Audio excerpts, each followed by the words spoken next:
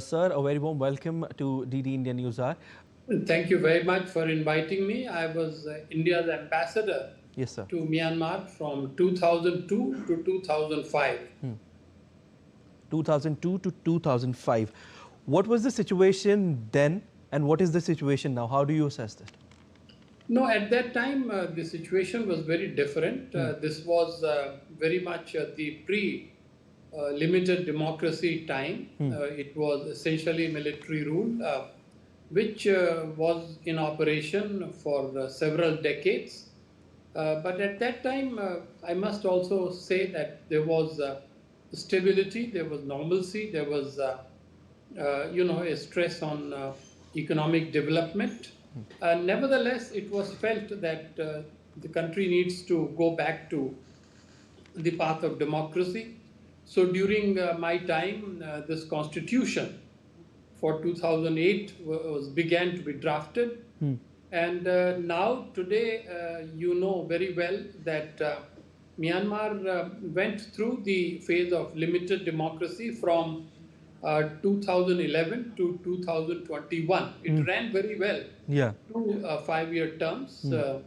And then, as your bureau report very accurately pointed out, the military felt that the political process was not going the way in which it should be going. Madame Aung San Suu Kyi seemed much more independent and assertive, and therefore the military decided to overthrow her, imprison her, and ran the country again directly through military rule from 21 to now. And yet, at the end of the day, military realizes that governance is not possible through the barrel of gun alone.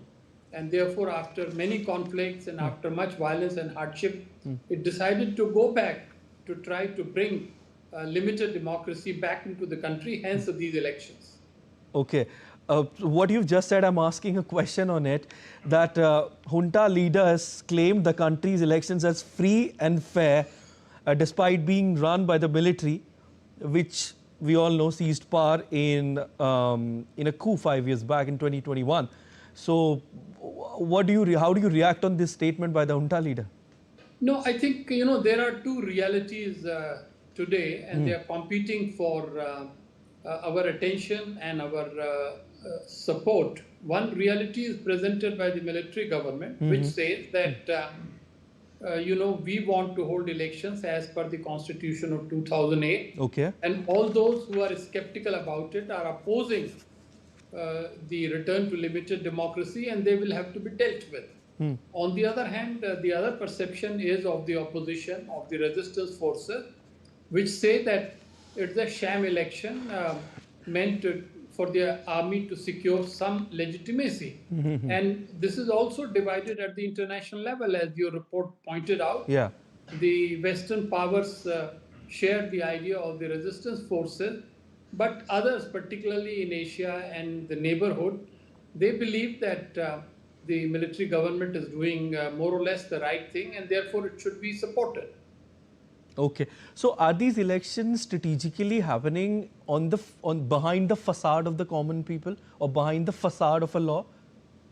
No, to quite a considerable extent, I think they are very much open and accessible elections based on the current laws and constitution enforced by the Constitution. And they are taking place in roughly about 80% of the townships.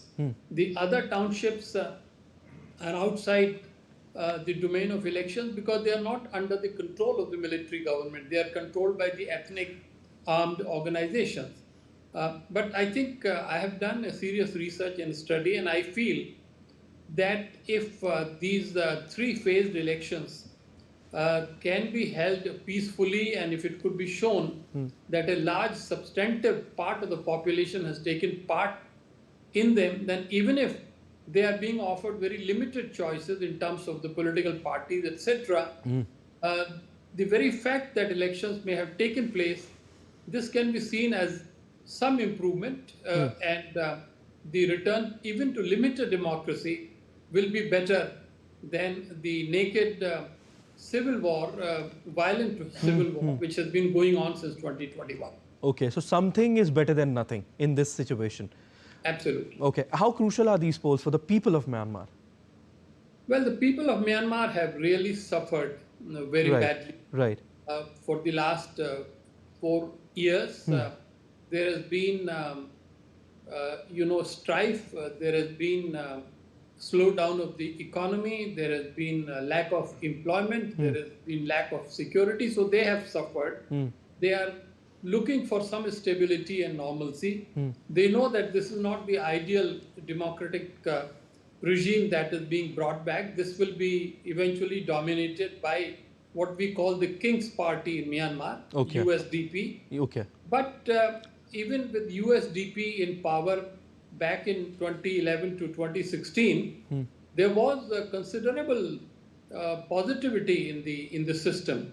So I think while we should remain very clear that this is all a limited progress, Okay. hopefully it will take the country in the right direction, especially if after the election, the new government begins to open negotiations and dialogue with the democratic forces of the country. Very quickly, sir, before we let you go, do you see some China factor in these elections? The China factor is prevalent in Myanmar no matter what happens. So your question is a great question. Yes, indeed. China has fully supported this electoral process. China played a role to ensure that the ethnic armed organizations which were opposed to the government slowly fell in line. And China is among the countries which has sent a team of electoral observers to Myanmar, as India has done, Russia has done. So yes, China is supportive, and China's support matters to the government in Myanmar. All right, sir. With this, thank you so much for joining in on DD India News. Thank you so much, Ambassador. Thank you. Thank you. Bye-bye.